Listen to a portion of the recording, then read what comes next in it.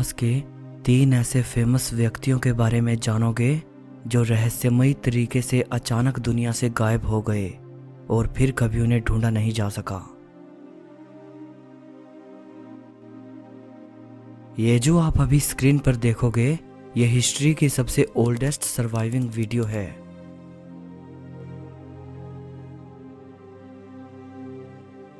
इसे French inventor Louis ले Prince ने 1888 में शूट किया था। आज इस शॉर्ट वीडियो को राउंडे गार्डन सीन के नाम से जाना जाता है। अगर आप सिनेमैटोग्राफी की हिस्ट्री देखोगे तो आपके सामने सबसे पहले थॉमस एडिसन और लूमियर ब्रदर्स जैसे नाम आएंगे, लेकिन वास्तव में वो व्यक्ति लुइस ले प्रिंस था जिसने अपने कंपीटिंग इन्वेंटर्स थॉमस एडिसन और लूमियर ब्रदर्स से कई साल पहले ही सिंगल लेंस कैमरा के इस्तेमाल से फर्स्ट एवर मूविंग पिक्चर्स को रिकॉर्ड कर लिया था। लुइस ले प्रिंस मोशन पिक्चर कैमरा को और एडवांस करने पर काम कर रहे थे, यहाँ तक कि उन्होंने नवंबर 1888 में अपने कैमरा को इंग्लैंड में पेटेंट भी करवाया था। लेकिन इन सब के बावजूद भी लुइस का वर्क ख्याति प्राप्त नहीं कर पाया, क्योंकि अपना ग्राउंड ब्रेकिंग वर्क दुनिया को दिखाने से पहले ही वो बेहद रहस्यमयी तरीके से अचानक दुनिया से गायब हो गए। सितंबर 1890 में लुइस ने अपनी इन्वेंशन की पहली सार्वजनिक प्रदर्शनी करने के लिए अमेरिका के लिए ट्रिप प्लान किया। 16 सितंबर 1890 को लुइस ने फ्रांस के डिजोन शहर से पेरिस के लिए ट्रेन ली। लुइस के भाई उन्हें डिजोन स्टेशन पर छोड़ने आए थे। लुइस ले प्रिंस पेरिस में अपनी डेस्टिनेशन पर नहीं पहुंचे, ना ही इसके बाद कभी उन्हें देखा गया और ना ही ट्रेन से लुइस का सामान और उनके पर्सनल पेपर्स ही पाए गए।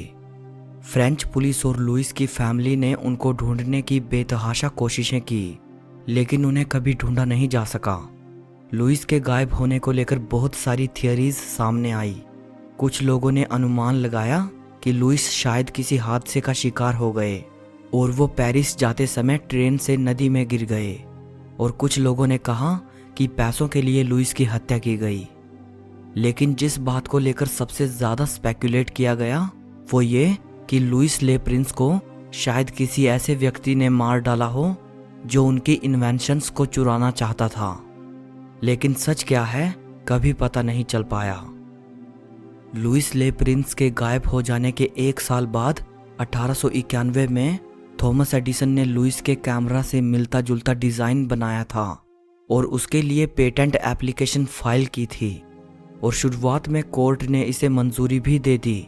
लेकिन 1 साल बाद इस रूलिंग को ओवरटर्न कर दिया गया।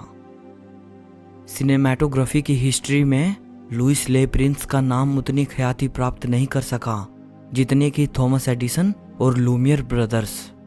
लेकिन अर्ली मोशन पिक्चर टेक्नोलॉजी की डेवलपमेंट में लुइस ले प्रिंस के कंट्रीब्यूशन को देखते हुए आज उनको सिनेमैटोग्राफी का फादर कहा जाता है। नेताजी सुभाष चंद्र बोस को तो हर भारतवासी जानता है। वो भारत के एक नेशनलिस्ट लीडर थे। भारत की आज़ादी की लड़ाई में उनका बड़ा योगदान था। नेताजी की जिंदगी से जुड़ा सबसे रहस्यमयी पहलू इस बात को लेकर है कि 1945 में प्लेन क्रैश की दुर्घटना के समय उनकी मृत्यु हो गई थी या फिर वो हादसे में बच गए थे और कहीं गायब हो गए थे।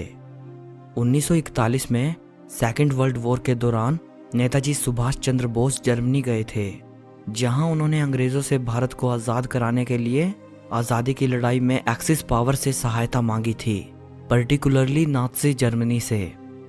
1943 में नेताजी जापान गए और वहां उन्होंने जापान गवर्नमेंट की सहायता से आज़ाद हिंद फौज की फॉर्मेशन की थी। सेकेंड वर्ल्ड वॉर में जर्मनी और जापान की हार के बाद नेताजी को अब नया रास्ता तलाशना था। बोस ने देखा कि अब सोवियत यूनियन एंटी ब्रिटिश होता जा रहा है, सो उन्होंने सोवियत यूनियन से सहायता मांगने का निर्णय लिया। इसीलिए 18 अगस्त 1945 को नेताजी हवाई जहाज से मैनचूरिया की तरफ जा रहे थे। अपने इस सफर के दौरान वो लापता हो गए। इस दिन के बाद वो कभी किसी को दिखाई नहीं दिए। नेताजी के साथ आखिर क्या हुआ, इसको लेकर बहुत सी थियोरीज और स्पेकुलेशंस सामने आई। मोस्ट वाइडली एक्सेप्टेड थियरी ये कहती है कि 18 अगस्त को नेताजी वियतनाम एयरपोर्ट से एक जापानीज बॉम्बर प्लेन में बैठकर मंचूरिया के लिए रवाना हुए। रास्ते में वो हवाई जहाज ताइवान में रुका और ताइवान एयरपोर्ट से टेक ऑफ करते वक्त वो हवाई जहाज दुर्घटनाग्रस्त हो गया, जिसमें नेताजी बुरी तरह जल गए। उन्हें ताइवान में एक आर्मी हॉस्पिटल ले जाया गया, जहां उनकी मृत्यु हो गई। अब इस थियरी के उलट उस वक्त बहुत लोग ये मानते थे कि उस दुर्घटना में नेताजी बच गए थे और वो उसके बाद भी अपनी पहचान छुपाकर भारत की आज़ादी के लिए लड़ते रहे। प्लेन क्रैश की दुर्घटना के बाद भारत में बहुत लोगों ने नेताजी के दिखाई देने का दावा किया था। नेताजी की पहचान को अगर सबसे ज़्यादा किसी के साथ जोड़ा गया तो वो थे उत्तर प्रदेश में रहने वाले गुमनामी बाबा। गुमनामी बाबा की मृत्यु सितंबर 1985 में हुई।